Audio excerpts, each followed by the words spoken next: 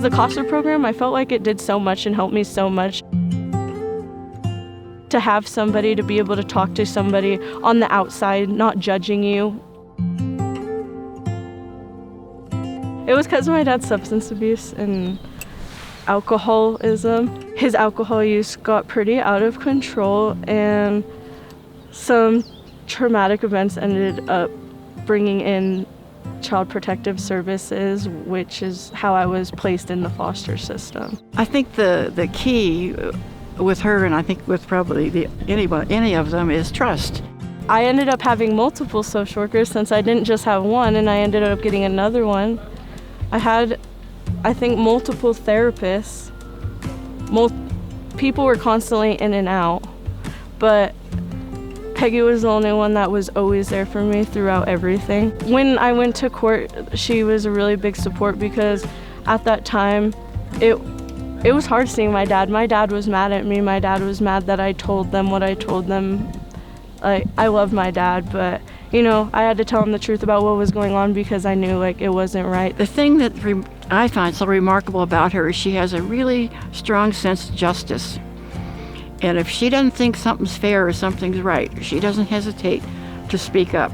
It was scary going to court and knowing that my dad was going to be there, even though I loved him and everything. She has very high personal integrity. She was there even before court to talk to me about what's going to be happening, what's going to be going on, and what to expect as far as she knew. She was always there to sit with me. Just being by my side, it made me feel way more comfortable just knowing that she was there to be supportive of me. When the case, closed and she was reunited with her dad, I think I said, this closes the case for me, and I don't have any official or legal responsibility anymore, but if you still want me to be here for you or whatever, just let me know. And I was like, no, I don't want you to leave. This is the biggest experience of my life, even though it wasn't necessarily the best one, but this was such a big experience. I couldn't imagine her going away. All the things that she helped me do and the support that she's given me, I couldn't just imagine her disappearing. And I was like, no, I don't want you to leave. And I ended up becoming pregnant with my daughter once I got out of the system. So she called me actually that night and was quite upset and crying and everything, and said, oh, I got pregnant. And anyway, I just let her talk. Even though she really wasn't my CASA anymore, she was still there for me. She's still my friend. And I had decided it's her decision. Just let her figure her way out and help her not to be talked into anything by anybody else. And so it took a while.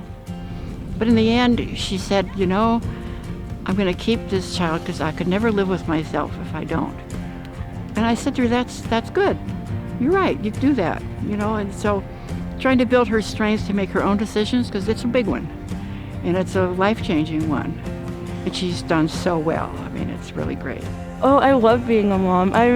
Becoming pregnant at 15 and then having her at 16 and then taking care of her alone for the first year because of her dad's drug problem and things like that.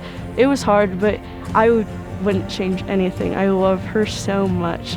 She's my motivation to get through everything, to get through high school. She was my motivation to continue college, to continue my education, to better her life and mine. So I love being a mom. Well, she went from being 14 and hating school and not going to school to deciding that she was in fact going to go to college and come to Sierra College.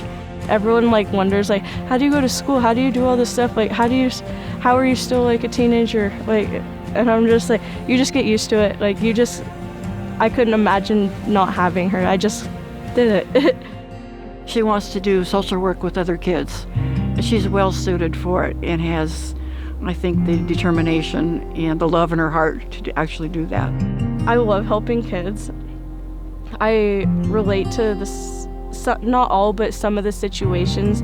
I relate to being taken away from your family. If someone's thinking about becoming a CASA, I do think it's important that you like kids. They deserve a fair shake. They probably have not had that. You just have to be there for your kid.